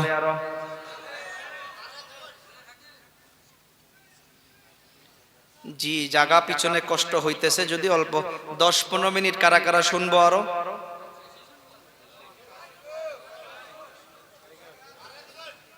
অল্প একবারে আসি, পিছনে দাঁড়াইয়া আছে অনেকগুলো যুবক। জি জি, ওঠাও ঠিক করেন না, বাম জলদি শেষ দেওয়ার চেষ্টা করবো, একবারে আসেন। আল্লাহর নবী সাল্লাল্লাহু আলাইহি সাল্লাতু, অনেকগুলো পয়েন্ট আছে, আমি চেষ্টা করি যে পয়েন্ট নিয়ে আলোচনা করব। স্বামী স্ত্রী জান্নাতের সম্পর্ক কোথায় মনে আছে? জান্নাত থেকে আসছি আমরা, মনে আছে না? দেনমত থেকে শুরু করছি, মনে আছে? এই সুখময় ফ্যামিলি, ইয়ানি আমরা তো জান্নাতের, তো জান্নাতে তো কাটাকাটি মারামারি টেনশন নাই, তো তাহলে এখানেও টেনশন হওয়া দরকার নাই, বাট হইতে পারে। সেটাকে স্যাক্রিফাইস কেমন ভাবে করব, আল্লাহর নবীদের মাঝখানেও হয়েছিল। তো প্রথম নাম্বার স্যাক্রিফাইস, নাম্বার 1 কি? এটাকে ভাইগুলো যদি বলে সব দোষ ভাবির, ভাবি যদি বলে সব দোষ ভাইয়ের, মিলব কি? চাচাগুলো যদি বলে সব দোষ তোমার চাচির, আবার চাচিগুলো যদি বলে সব দোষ তোমার চাচার, বলেন অল্প আগুন, এই আগুন কমবে না বাড়বে? সেই জন্য তৈয়ার হইয়া থাকি, সর্বপ্রথম আমরা সরি বলবো। বলতে পারবো? বউকে সরি বলা যাবে? কারা কারা বলবো দেখি? কি হবে বয়ান করে? 5 জন উঠাইছে, মাত্র 5 জন উঠাইছে। এই যারা বিয়া করো নাই তারা উঠাইও না, উঠায় নাই না?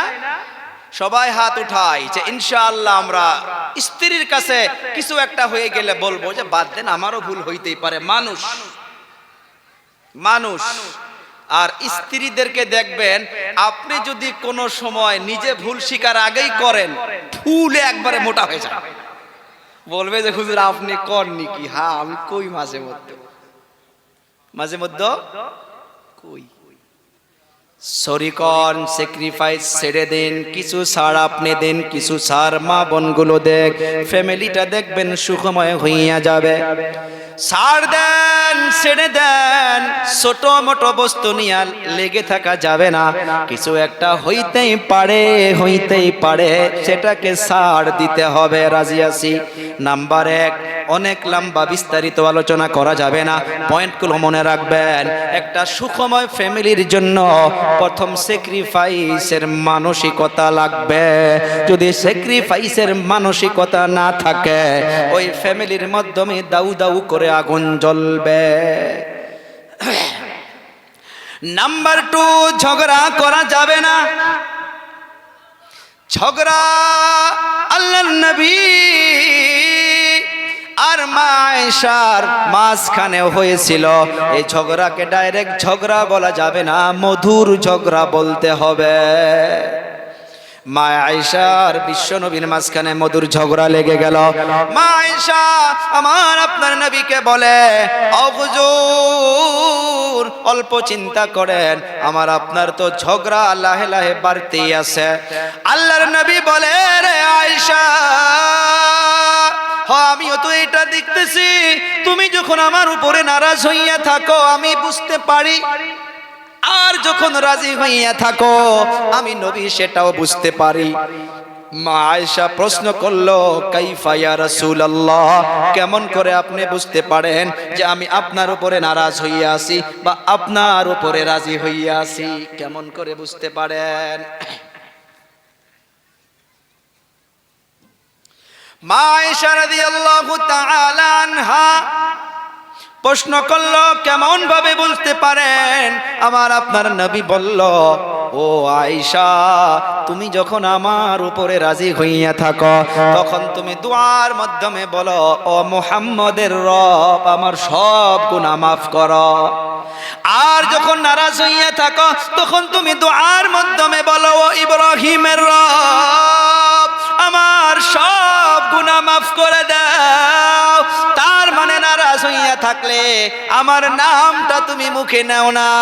মা আয়েশা তখন বলে উঠলো, ইয়া রাসূলুল্লাহ, ও পানের স্বামী গো, আপনার নামটা জবান থেকে চলে যাইতে পারে অল্প সময়ের জন্য, খোদার কসম খেয়ে বলতে পারি একটা সেকেন্ডের জন্য অন্তর থেকে নামটা চলে যায় না।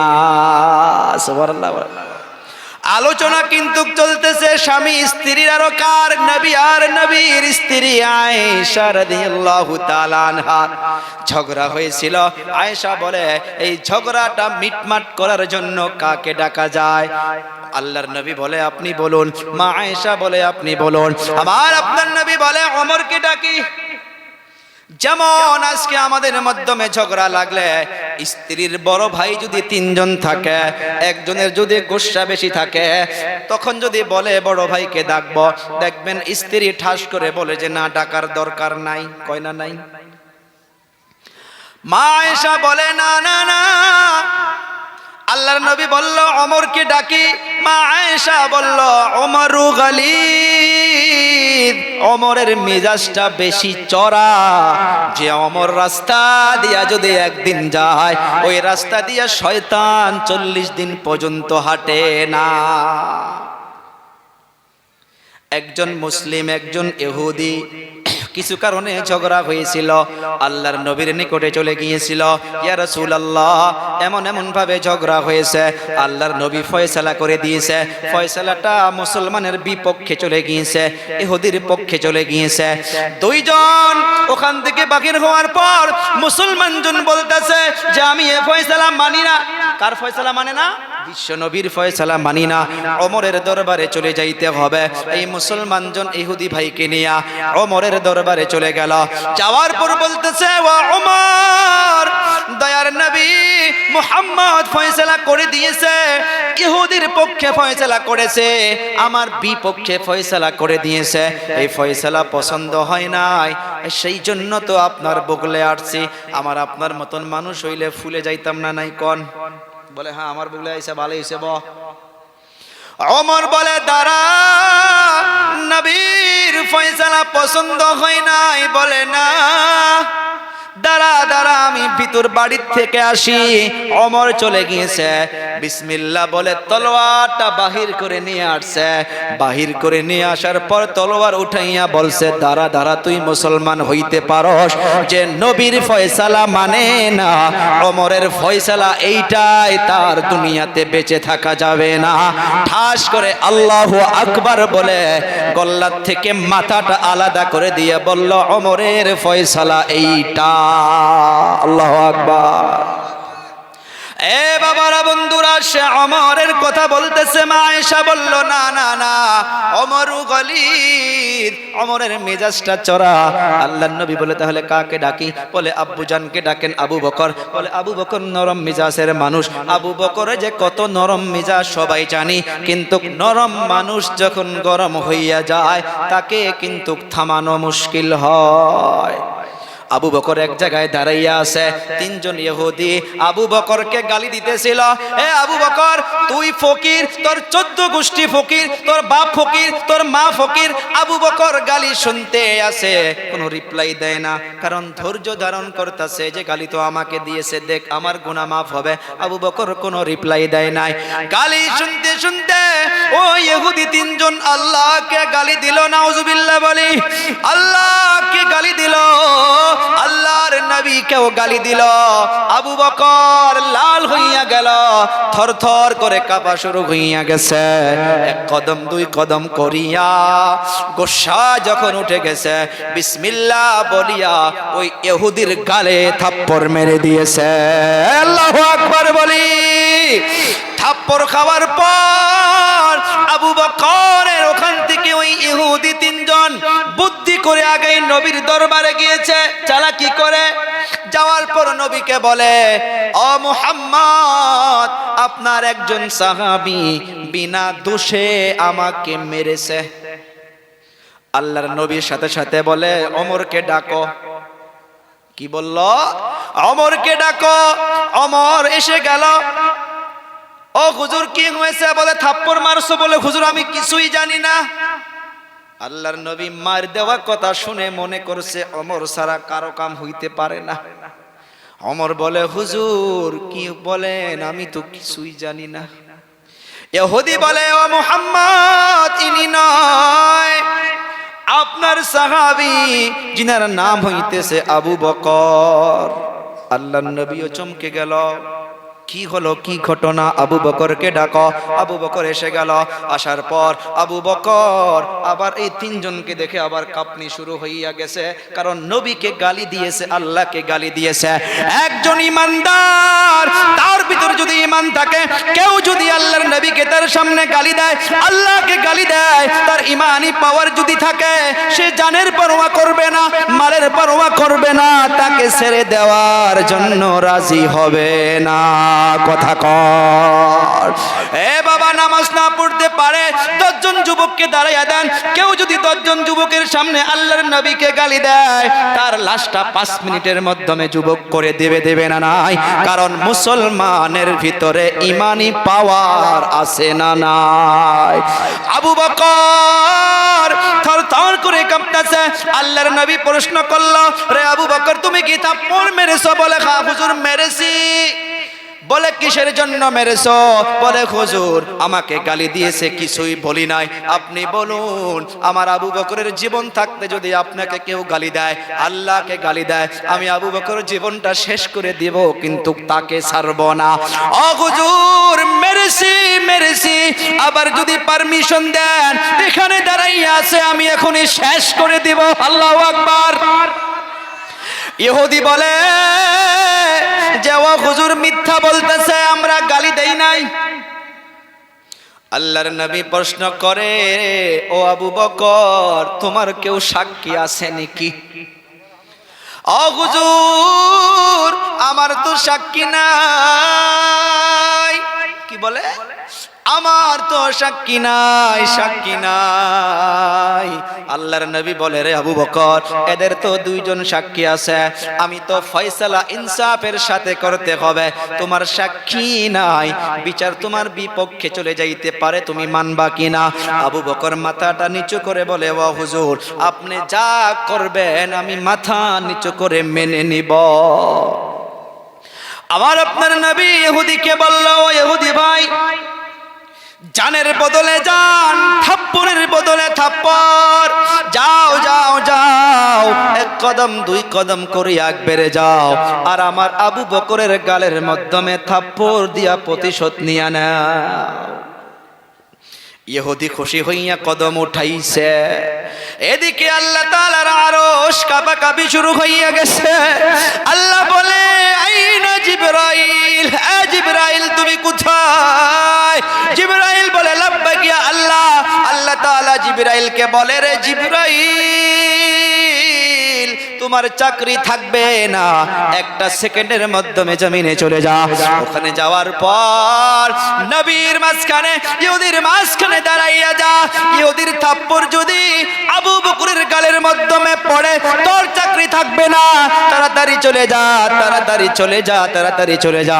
কারণ আবু বকর ওইজন সাহাবী, সারা বিশ্বের মানুষের আমল যদি, নেক আমল যদি এক পাল্লায় রাখা হয়, আবু বকরের হিজরতের রাত্রের সওয়াব যদি আর এক পাল্লায় রাখা হয়, সারা বিশ্বের মানুষের আমলের পাল্লাটা হালকা হইয়া যাবে, আর আবু বকরের একটা রাত্রের সওয়াব সবার থেকে ভারী হইয়া যাবে।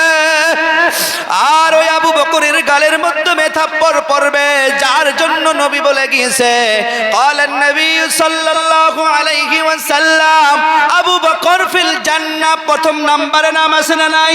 আবু বকর ফিল জান্নাহ, ওমর ফিল জান্নাহ, ওসমান ফিল জান্নাহ, আলী ফিল জান্নাহ, তালহা ফিল জান্নাহ, জুবাইর ফিল জান্নাহ ইত্যাদি। যা যা যা রে জিবরাইল, নবীকে বলে দে আবু বকরের সাক্ষী জমিনে কেউ থাকতে না পারে, আমি আল্লাহ তাআলা জানিয়ে দিলাম। নবীকে গিয়া বলে দে আবু বকর সত্য সত্য সত্য, আর এর সাক্ষী দুনিয়ার কেউ না কেউ না, আবু বকরের সাক্ষী আমি আল্লাহ রাব্বুল আলামিন নিজে। এ বাবারা বন্ধুরা, ওই আবু বকরকে মা আয়েশা আর বিশ্ব নবীর ঝগড়া মিটানোর জন্য ডাকানো হয়েছে, মধুর ঝগড়া। আবু বকর এসে গিয়েছে, দরজা খুলে দেওয়া হয়েছে, স্বামী স্ত্রীর ঝগড়া নিয়ে আলোচনা চলতেছে। এখন ঝগড়াটো লাগার পর কেউ যদি মুরব্বি আনে কেরাম যদি আসে ঝগড়া মিটানোর জন্য, কেউ না কেউ তো বলতে হয় কি নিয়ে ঝগড়া লেগেছিল, বলা লাগে না? মা আয়েশা বলে ও হুজুর, আমার আপনার ঝগড়া কি নিয়া আপনি বইলেন? আমার আপনার নবী বলে রে আয়েশা তুমি বইল। আয়েশা একটা কথা স্লিপ কইরা বলে ফেললেন, আমার আপনার নবীকে বললেন আপনি বইলেন ওয়ালা তাকুল ইল্লা হাক্কা, নাউজুবিল্লাহ বলি, আরো জোরে বলি নাউজুবিল্লাহ। মা আয়েশা বলে ফেলল ও হুজুর আপনি বইলেন, কিন্তু যেটা হক সেটাই বইলেন, না হক কথা বইলেন না। নাউজুবিল্লাহ, নবী কোনদিন বেহক কথা বলতে পারে গো? কথা কোন পারে? কারণ কোরআন দলিল দিচ্ছে ওয়া মা ইয়ানতিকু আনিল হাওয়া ইন হুয়া ইল্লা ওয়াহয়ুন ইউহা। আল্লাহ তাআলা জানাইয়া দিল নবী আমার নিজের পক্ষ থেকে কোনো কথা বলে না, নবী আমার নিজের ইচ্ছা করে কোনো কথাই বলে না। আবু বকর দাঁড়াইয়া দেখলো, আবু বকর দাঁড়াইয়া দেখলো যে আয়েশা ভুল বলে ফেললো। আবু বকরের আবার গুসা উঠে গেল। আবু বকর বলে রে আমার মেয়ে, আমি কি তোমাকে শিক্ষা দিয়েছি? আবু বকর গুসা হইয়া এক কদম দুই কদম করিয়া মা আয়েশার নিকটে গিয়া মা আয়েশাকে এমন ভাবে থাপ্পড় মেরেছে, মা আয়েশা জমিনে পড়ে গিয়েছে। তুই মেয়ে হইতে পারিস, কিন্তু আমার সম্মুখে নবীর অপমান আমি মানি না। মা আয়েশা জমিনে পড়ে গেল। আবু বকরের গোসা এখনো শেষ হয় নাই। আবু বকর আবার মারার জন্য প্রস্তুতি নিয়েছে। আল্লাহর নবী মনে করলো যে আমার নরম দিলের সাহাবী গরম হইয়া গেছে, আয়েশাকে বোধহয় আবার মারবে। আমার আপনার নবী মাঝখানে গিয়া দাঁড়াইয়া গেছে। আবু বকর বুঝতে পারলো যে নবী চায় না যে আমি আবার আয়েশাকে মারি। আবু বকর মাথাটা নিচু করে বাহিরে চলে গেল। এখান থেকে একটা নোক্তা বাহির করেছে মুহাদ্দিসিনে কেরাম, ও যুবক আপনারা ভাই ভাই ঝগড়া হইতে পারে, এলাকার মাধ্যমে ঝগড়া হইতে পারে। ওই ঝগড়ার সময় যদি কোনো মুরব্বী মানুষ যদি গিয়া দাঁড়াইয়া যায়, কোনো ওলামা কেরাম যদি তোমার নিকটে গিয়া বলে রে বাবা বাদ দে বাদ দে, এই মুরব্বীদের সম্মানের খাতিরে বাবা তোমার ঝগড়া ওই জায়গায় তুমি খতম করে দাও, সাইলেন্ট হইয়া যাও, এর মাধ্যমে তোমার জন্য ভালাই আছে। আবু বকর বাইরে চলে গেল। আল্লাহর নবী মা আয়েশা যে জমিনে পড়ে আছে, মাগুলো শুনবেন, স্বামীগুলো শুনবেন। আল্লাহর নবী মা আয়েশার নিকটে যাইতেছে, যাওয়ার পর হাতটা আকবারে দিয়েছে। আল্লাহর নবী সুবহানাল্লাহ বলা যাবে না, হাতটা আকবারে দিয়ে আয়েশাকে বলে রে হুমায়রা। মা আয়েশার উপাধি ছিলেন হুমায়রা। এখানে আর একটা কথা বলি রে যুবক, যারা বিবাহ করেছ বিবাহ যারা করেছ, স্ত্রীকে ভালো নাম দিয়া উপাধি দিয়ে ডাকাটা সুন্নাত। আপনি নিজের স্ত্রীকে জান বলে ডাকতে পারবেন, আপনি নিজের স্ত্রীকে সোনামণি বলে ডাকতে পারবেন, আপনি নিজের স্ত্রীকে ময়না পাখি বলে ডাকতে পারবেন, কিন্তু গার্লফ্রেন্ডকে নয়। জান গো জান, তোর জন্য আমার কলিজাটা আছে, কোয়া যাবে কি? এই যে কথা কন না, কোয়া যাবে? কয় না নাই। মোবাইল চেক করেন, গার্লফ্রেন্ডের নামবে লাভের চিহ্ন দিয়া জান রেখে রাখছে না নাই? 100 জন যুবককে দাঁড় করো, কমসে কম 80 জনের মোবাইলে বাড়াবে লাভের চিহ্ন দিয়া মাই হার্ট লিখে রাখছে না নাই? আছে না? কয় নাই। ফেরেশতা তাহলে তো বয়ান করা দরকার নাই। এ বাবা, আমার সঙ্গে 2 জন থাকে, 2টা আমার সম্বন্ধী ভাই। রাত যখন 4টা 3:30 বেজে যায়, আমার সম্বন্ধীর বউয়ের ফোন আসে। আমি তো গাড়িতে তার ব্লুটুথ করে নেই, ওখানে সুন্দর করে লেখা ওঠে জানু। আমি তখন ওনাকে বললাম, আলহামদুলিল্লাহ, আল্লাহ তোমাদের মোহাব্বতকে কায়েম ও দায়েম রাখুক। আল্লাহ এমন ভাবে সব স্বামী স্ত্রীকে মোহাব্বতে রাখুক। একদম ওপেন ভাবে বললাম ওলামা কেরামদের কাছে, শোনেন, স্ত্রীকে জান বলে, প্রাণ বলে, কিন্তু মোহাব্বত বলে সুন্নত মনে করে ডাকবেন, সওয়াব আছে না নাই? এ বাবা, আল্লাহর নবী ডাকলো, রে হুমায়রা, আজ যদি আমি না থাকতাম তোমার আব্বা তোমাকে মেরেই ফেলতো। কি বলছে? তোমার আব্বা তোমাকে মেরেই ফেলতো। আল্লাহর নবী মা আয়েশা রাদিয়াল্লাহু তাআলা আনহাকে বলার পর মা আয়েশা দেরি করে নাই, এমনি আল্লাহর নবীর হাতে হাত দিয়া ধরে বলে, হ্যাঁ আপনি ঠিকই বলছেন। মা আয়েশাও উঠে গেল, আল্লাহর নবীও হাসলো, মা আয়েশাও হাসলো, দুজনে মিলামিলি করে হাসাহাসি শুরু করলো। আবু বকর বাহির থেকে দাঁড়াইয়া বলে, আরে এখনই বিশ্বযুদ্ধ ছিল, আবার হাসাহাসি কি ঘটনা? আওয়াজ দিল, আবু বকরকে ডাকা হলো। আবু বকর ভিতরে এসে গেল। আবু বকর আসার পর বলে, রে মা, ও আল্লাহর নবী সাল্লাল্লাহু আলাইহি সাল্লাম, যখন তোমরা এমন ভাবে খুশির সময় থাকো, শুধু দুঃখের সময় বাবাদেরকে মনে কইরো না, সুখের সময়ও এমন ভাবে বাবাদেরকে মনে করিও। কারণ বাবারা যখন মেয়েদের সুখ দেখে, ওই বাবা মাদের অন্তর সুখের মাধ্যমে ভরে যায়। কথা কোন যায় না নাই? এ বাবারা, বন্ধুরা, ঝগড়া হইতেই পারে। যেমন করে মা আয়েশা, যেমন করে বিশ্ব নবী স্যাক্রিফাইস করেছে, ছাড় দিয়েছে, ছাড়াড়া করে মিলাপ্রীতি হইয়া গেছে। আল্লাহর নবী বলে গিয়েছে, শোনো শোনো শোনো, শয়তান, মুসনাদে আহমদের একটা বর্ণনায় পেয়েছি, শয়তান তার নিজের মসনদটা একটা পানির মাধ্যমে নিয়ে বসে থাকে, আর সমস্ত ছেলেদেরকে দিনের মাধ্যমে পাঠাইয়া দেয়, যাও কে কি কি করতে পারো। কেউ মাথা ফাটাইয়া আসে, কেউ মারামারি করাইয়া আসে, আর একজন ল্যাংরা, একজন লাহে লাহে এসে বলে, আমি কিছু করতে পারি নাই, আমি অমুক গ্রামে স্বামী স্ত্রীর মাধ্যমে ঝগড়া লাগাইয়া তাদেরকে ডাইভোর্স পর্যন্ত আমি পলাইয়া দিছি। তখন ওই মেন শয়তান তাকে ঘাড়ের মাধ্যমে নিয়ে নাচানাচি করে। অন্য শয়তানগুলো বলে, ও সর্দার, বেইনসাফি হইল, ভাই ভাই মারামারি লাগাইয়া দিয়া মাথা ফাটাইয়া হাসপাতালে এডমিট করে থুয়ে দিছি, আমাদের পুরস্কার নাই, আর মাত্র স্বামী স্ত্রীর মাঝে আলাগ করে দেওয়া আছে, এদের এত পুরস্কার কেন? তখন শয়তানের সর্দার বলে, রে শোনো, আল্লাহ তাআলা বলেছে যে স্বামী স্ত্রী যে ফ্যামিলি মুহাব্বতে থাকে, ওই ফ্যামিলির মাধ্যমে দিন রাত 24 ঘন্টা আল্লাহ রহমত বরকত অবতীর্ণ হয়। আর স্বামী স্ত্রী মুহাব্বতে থাকলে আল্লাহ রাজি হয়। আর আমার শয়তানের কাজই তো উল্টা, যেটা কাজে আল্লাহ খুশি হয় সেটা কাজ থেকে উল্টা হওয়া।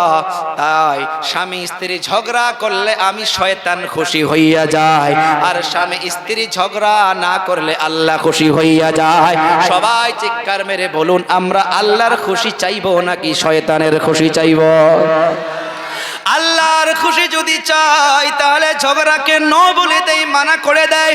ও বাবা, 2 নাম্বার ঝগড়া করা যাবে না।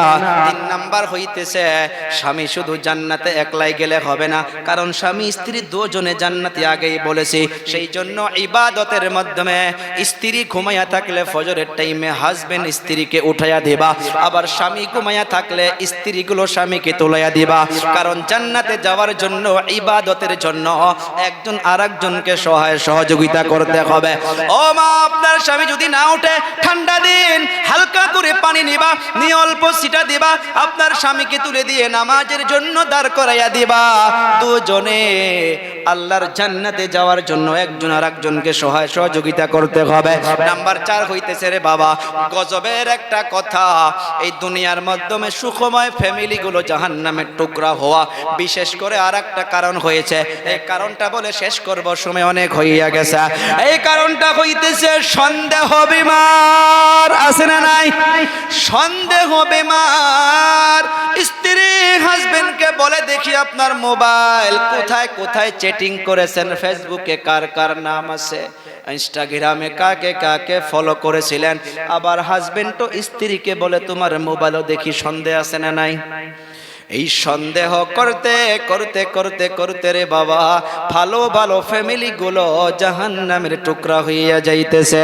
হা হা হা, কোনো যদি সন্দেহের কারণ নিশ্চয় হয়েই থাকে তাহলে মুরব্বীদের মাধ্যমে সলভ করেন।